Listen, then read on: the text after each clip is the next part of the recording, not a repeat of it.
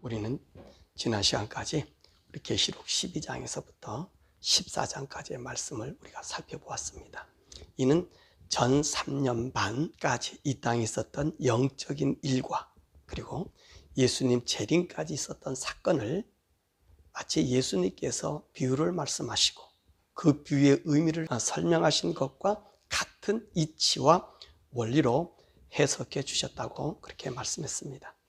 오늘은 이 15장의 말씀으로 함께 은혜를 나누려고 합니다. 이 15장의 말씀은 12장에서부터 14장의 설명이 끝나고 나서 이제 휴거하지 못한 인간들을 그리고 짐승의 표를 받고 짐승을 하나님보다 더 섬긴 사람들을 위해 준비해 놓으신 7 대접 재앙을 준비하고 있는 모습을 담고 있습니다. 많은 분들이 어떤 말을 하냐면 우리가 환난을 통과한다, 이 대환난을 통과한다, 그런 사람들이 많이 있습니다. 이렇게 주장하는 사람 대부분 누구라 그랬죠? 무천년주의자들이나 후천년주의자들입니다. 그리고 역사적 전천년설을 주장하는 사람들도 그렇게 주장하는 사람들도 있고요. 또 세대주의 속에서도 간혹 이렇게 이야기하는 사람도 있습니다.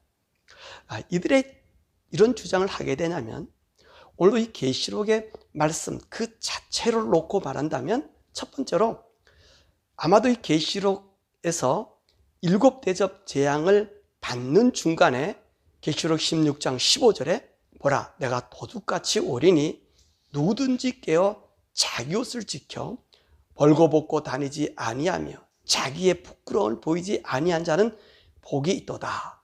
이 말씀을 보면서 그렇게 생각했을 것입니다. 이 계시록 16장 15절의 말씀 그 자체로 보면 성도들이 이 7년 대환난을 통과하는 것처럼 보여줄 수 있습니다. 그러나 이 말씀은 그런 의미로 주신 것이 아닙니다. 저도 이 말씀을 보고 그렇게 생각을 했었습니다. 하지만 다시 이 말씀을 보고 묵상하고 또 물어보고 그리고 난 다음에 받은 말씀, 바로 그 말씀을 제가 여러분들에게 함께 나누는 거예요.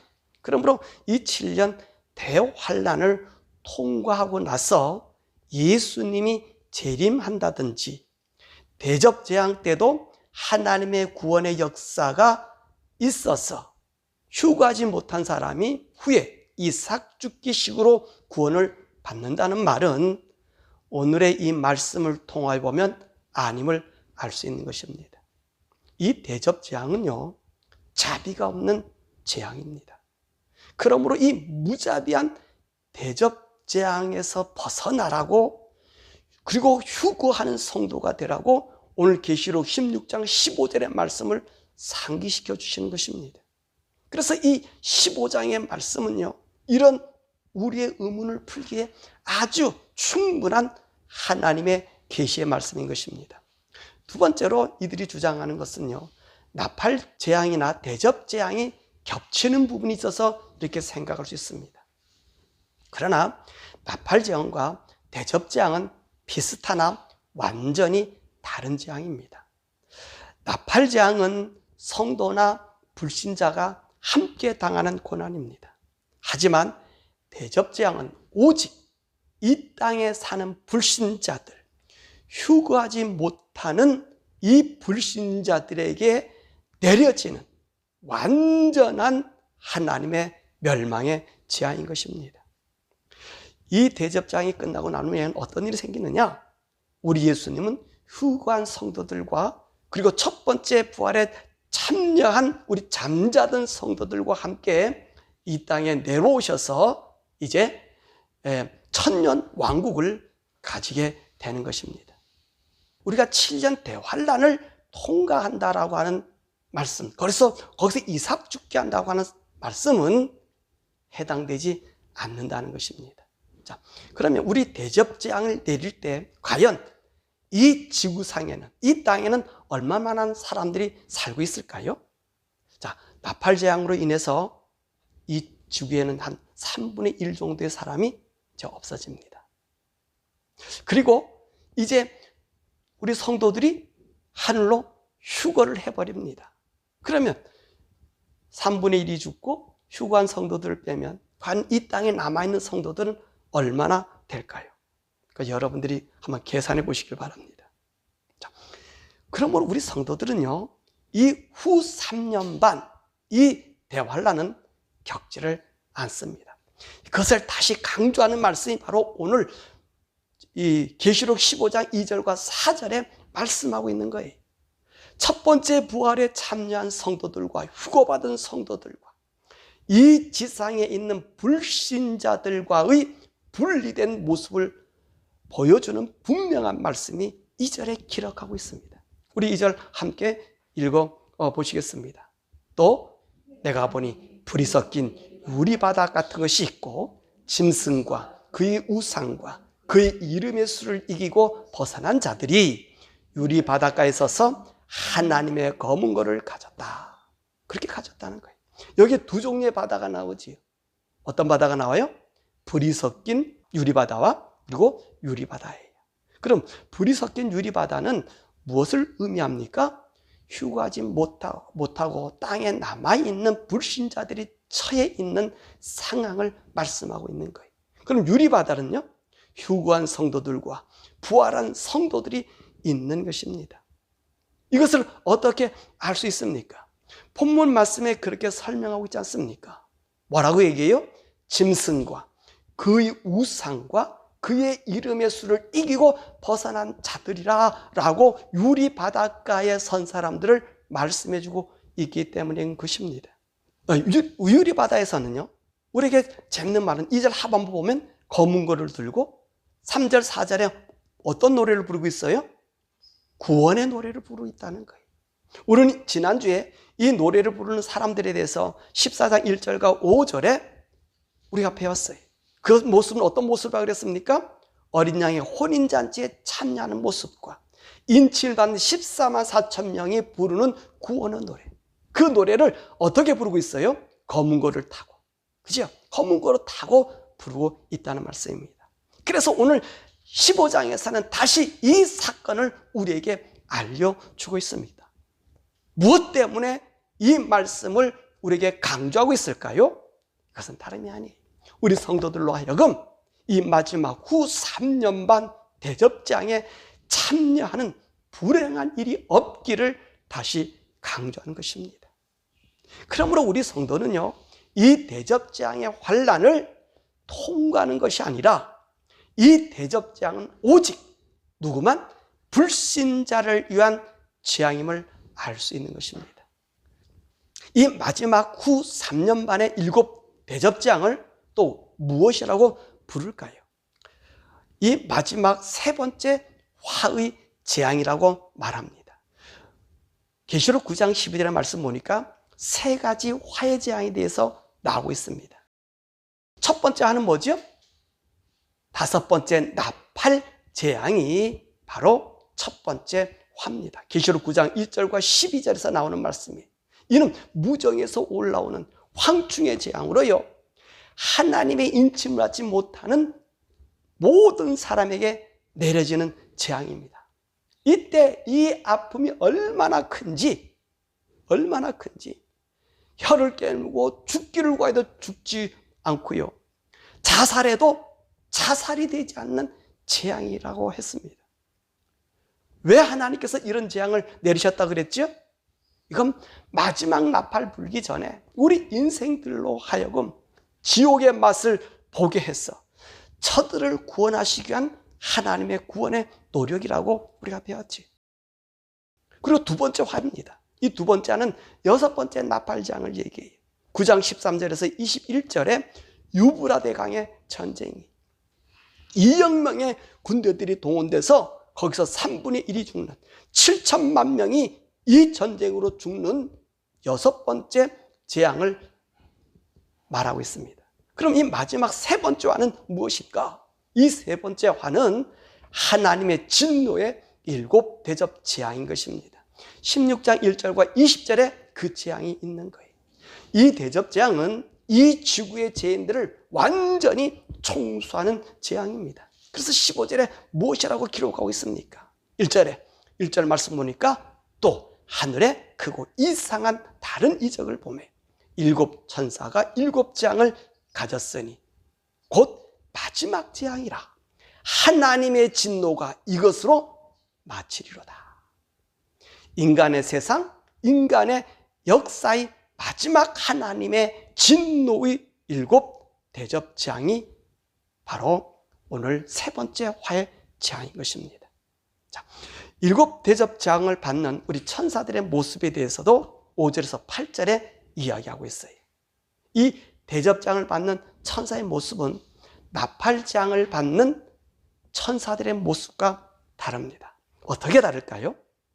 나팔 재앙은 8장 1절에 보니까 하나님 앞에 서 있는 일곱 천사들에게 하나님께서 나팔을 주셨습니다. 그런데 이 대접 재앙은 15장 6절의 말씀 보니까 성전에서 나온 일곱 천사들이 하나님의 진노의 대접을 네 생물 중에 한 분으로부터 받습니다. 그러니까 나팔 재앙을 받은 천사는 하나님 보좌 앞에서 받는 것이고, 대접 재앙은 성전으로부터 나온 그 천사들에게 하나님의 진노의 대접을 주심으로 행해지는 재앙인 것입니다. 그러면 우리는 이 재앙을 비교하는 중에서 알 수 있는 것이 무엇입니까? 나팔 재앙은 나팔에 의미하는 것과 같이 하나님의 경고를 전하는 천사라면, 대접 재앙은 하나님의 심판을 시행하는 천사인 것입니다. 그래서 나팔 재앙은 이 천사들이 어디 있다가 받는 거예요? 하나님 보좌 앞에 있다가 받는 것이고, 대접 재앙은요, 특이한 것은 성전에 있다가 나와서 받는 것이. 그러므로 나팔 재앙과 대접 재앙이 내려지는 이 재앙의 방식이 다르다는 것입니다. 나팔 재앙은 나팔을 부니까 또 인생들이 그 나팔의 경고를 들으며 재앙을 받는 거예요. 그러나 대접 재앙은 어떻다고요? 하나님의 성전에 섬기는 천사들이 네 생물 중 한 분의 하나님의 진노의 근 대접을 주시니까 그 대접을 받고 그냥 그 땅에 쏟아지는 거예요. 땅에다 부어지는 거예요. 그러므로 나팔 재앙은 나팔이 하는 역할로서 하나님의 경고성의 재앙인 거예요. 만약에 이 경고의 나팔 소리를 듣지 않으면 어떤 일이 있는 거예요? 다음번엔 진짜 돌이킬 수 없는 재앙을 받는다는 것입니다. 그래서 이 대접 재앙은 돌이킬 수 없는 재앙을 내리는 거예요. 그래서 이 대접 재앙과 나팔 재앙은 어떻습니까? 비슷해요. 유사한 것이 많습니다. 그러나 쏟아부어지는 진노, 멸하는 강도가 완전히 다른 것입니다. 그러므로 이 대접 재앙은 나팔 재앙의 맛을 본 사람들이 나팔의 경고와 예표를 보고도 돌이키지 않았기 때문에 내려지는 재앙인 것을 알 수 있는 것입니다.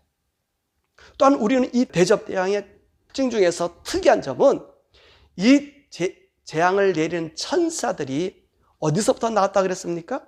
성전에서 나와서 하나님의 진노의 대접을 받았다고 했습니다.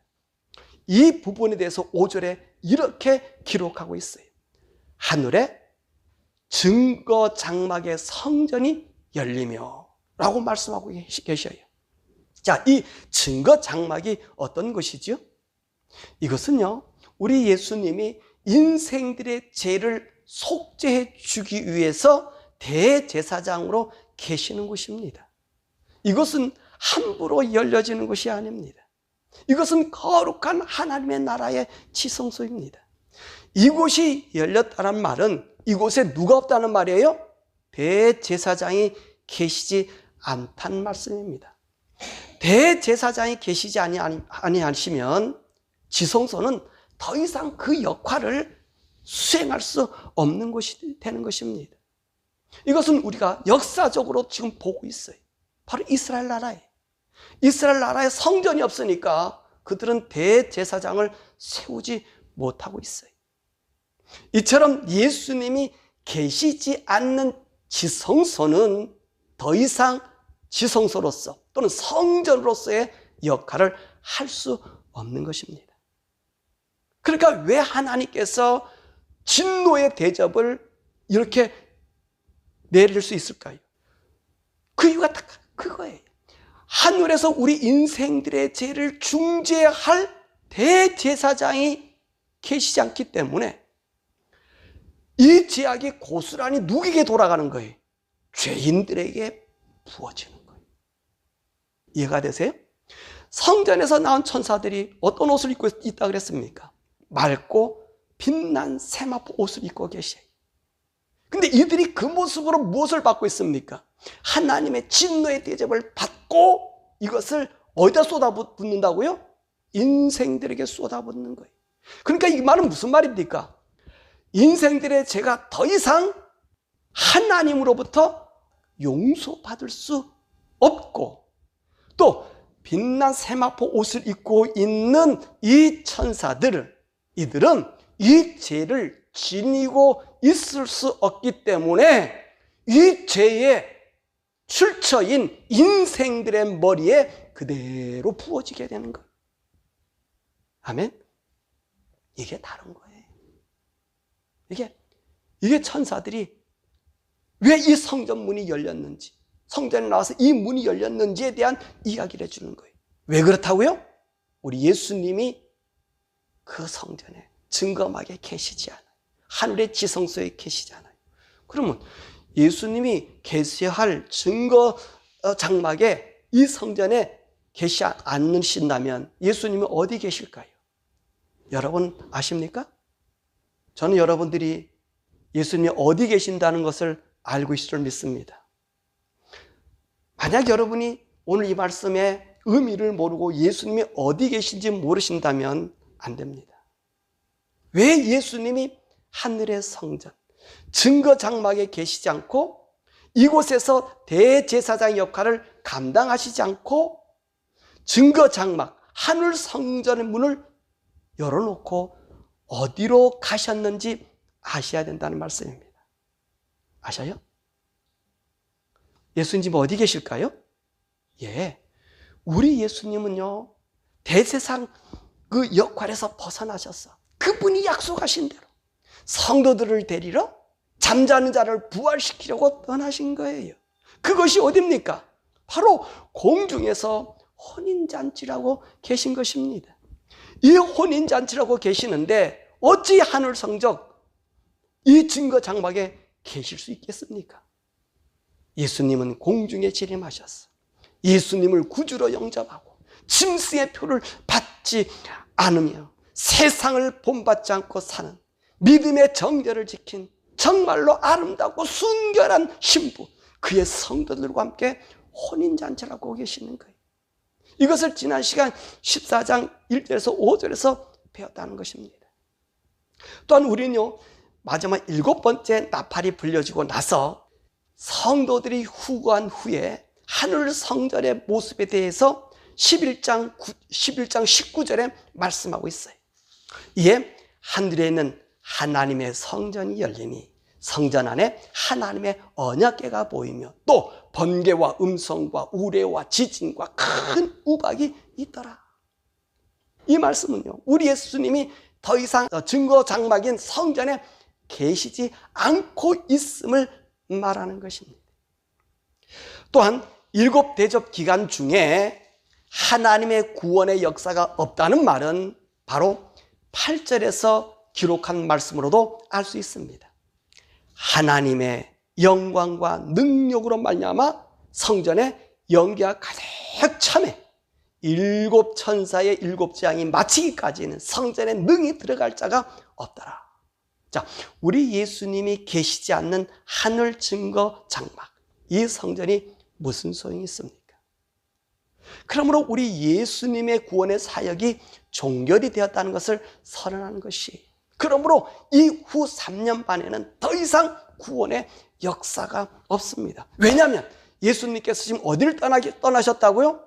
우리 예수님께서 증거 장막을 떠나셨기 때문에 우리 인생들을 위한 대제사장의 역할을 더 이상 하시지 않기 때문입니다. 그래서 이 말씀 속에서 왜 천사들이 이 성전에서 나와야 하는지도 알 수 있어요. 왜 나와야 되죠? 예수님이 없는 성전에는 천사들이 있을 수가 없는 거예요. 그곳에서 무슨 일을 할 수 있겠습니까? 참 우리가 어리석은 것은요, 이 신천지가 주장하는 자들의 증거 장막입니다. 여러분, 오늘 말씀을 보면서 이들이 얼마나 허구적인 말씀인가를 알 수 있지 않습니까? 예수님도 증거 장막에 떠나시면 천사들도 있을 수 없는데 그 장막이 한국 과천으로 옮길 수 있습니까? 하나님이 7 대접 재앙을 부으실 때에 능히도 이 성전을 펴셨는데 누가 감히 그 증거 장막을 세울 수 있습니까? 하나님도 하시지 않는 일. 왜 하나님께서 이 증거 장막 역할을 할 수 없게 하십니까? 우리 하나님은요, 의로우신 분이고 거짓 없는 분이셔요. 그분은 그 말씀하신 그 자체예요. 그 자체가 거스를 수 없어요. 우리 예수님은요, 중보 사역을 하시는 곳이 바로 그 장막입니다. 근데 예수님이 중보 사역을 떠났는데 그 예수님 대신 성령님이나 하나님 자신도 그 일을 하실 수 없는 거예요. 그렇기 때문에 우리 하나님은 말씀이 변하지 않는 진리고 생명인 거예요. 그러니 지금 우리 예수님이 하늘 성전에 계시는데 하나님도 그 질서를 어기지 않고 계시는데 이만희가 뭐길래, 이만희가 뭐길래 증거 장막을 과천에다가 지 마음대로 옮겨놓을 수 있습니까? 그러니까 이 신천지 이만희는 어떤 사람이라? 거짓 영의 사람이요, 마귀의 영에 사로잡힌 자요, 사단의 종임을 우리가 알 수 있는 거예요. 자, 그러므로 이후 3년 반 대접재앙은 하나님의 진노가 그치는 마지막 재앙이라고 말씀하신 것입니다. 마지막 7 나팔이 불려지면요, 하늘 보자 주엔 24장로들의 경배 말씀 중에 땅에 있는 자들에 대한 심판하실 것에 대하여 말씀하고 있습니다. 11장 18절 마지막 부분에 보면 땅을 망하게 하는 자들을 멸망시킬 때 서기로다. 그러니까 예수님이 공중 재림하시고 난 이후에 이 땅에는 7 대접 재앙이 내려지고 있음을 말씀해주고 있는 거예요. 자, 말씀을 냈죠. 오늘은 계시록 15장 말씀을 했습니다. 우리에게 분명하고 명확한 7년 대환란에 대한 답을 우리에게 주고 있는 거예요. 전 3년 반 환란이 지나고 마지막 나팔로 예수님이 공중으로 재림하시고 나서 이 땅에는 하나님의 마지막 진노의 재앙인 후 3년 반에 7 대접 재앙이 쏟아져 내리고 있음을 알게 합니다. 그러므로 이후 3년 반에는 우리 예수님의 구원 사역이 없습니다. 이로 인해 우리 인간들에게는 더 이상 구원의 기회가 없다고 오늘 배웠습니다. 그러므로 우리 하나님은 요한에게 이 계시의 말씀을 주면서 사건들 속 중간중간에 항상 우리 성도들에게 권고한 말씀이 있습니다. 14장 12절의 말씀 보니까 성도들의 인내가 여기 있나니 그들은 하나님의 계명과 예수에 대한 믿음을 지키는 자리라. 16장 15절의 말씀 보니까 보라 내가 도둑같이 오리니 누구든지 깨어 자기 옷을 지켜 벌거벗고 다니지 아니하며 자기의 부끄러움을 보이지 않는 자는 복이 있도다. 우리 예수님도요, 세상에 계실 때요, 그 얼마나 오래된 시간입니까? 항상 뭐라 그랬어요? 깨어 있어라. 내가 올 테니 깨어 있어라. 그렇게 말씀하셨어요. 뿐만 아니라 오늘 성경의 저자들은 모두 한결같이 우리의 믿음의 인내로 깨어있는 성도가 되기를 간구하고 싶습니다. 그러므로 우리가 이 세상 살아가는 동안 우리 주님이 언제 올는지 몰라요. 아니 내일 올는지도 모르고요, 10년 뒤에 올는지 모르고요, 100년 뒤, 200년 뒤, 아니 1000년 뒤, 또 그보다 더 오랜 시간을 지나서 우리 예수님이 이 세상에 오신다 해도요, 우리는요 깨어있는 성도가 돼야 돼요. 인내함으로 예수님의 재림을 기다려야 된다는 말씀입니다. 뿐만 아니라 저와 여러분들은, 오늘도 말씀을 듣는 여러분들과 우리 방송을 보는 모든 사람들은요, 이 계시록의 말씀을 어느 성경보다 더 사랑하고 품어서 읽고 우리 마음에 주님 보시기를 새기는 성도가 되어야 됩니다. 그래야 우리는 영원한 천국의 소망으로 이 세상을 이길 수 있는 능력을 얻게 되고, 믿음으로 인내하며 우리의 믿음의 세마포옷이 깨끗하게 보존이 돼요. 그 영광의 혼인잔치에 참여하는 성도가 될 수 있는 것입니다. 그러므로 우리는 그날 우리 예수님이 재림하실 그때에 다 휴거하여 이 땅에 내려진 하나님의 진노의 대접에서 벗어나 영광스러운 하나님의 성도, 우리 예수님의 신부, 우리 하나님이 정말로 감격해서 우리를 끈안아 줄 수 있는 그런 복된 성도가 되시기를 우리 주 예수 그리스도의 이름으로 간절히 축원합니다.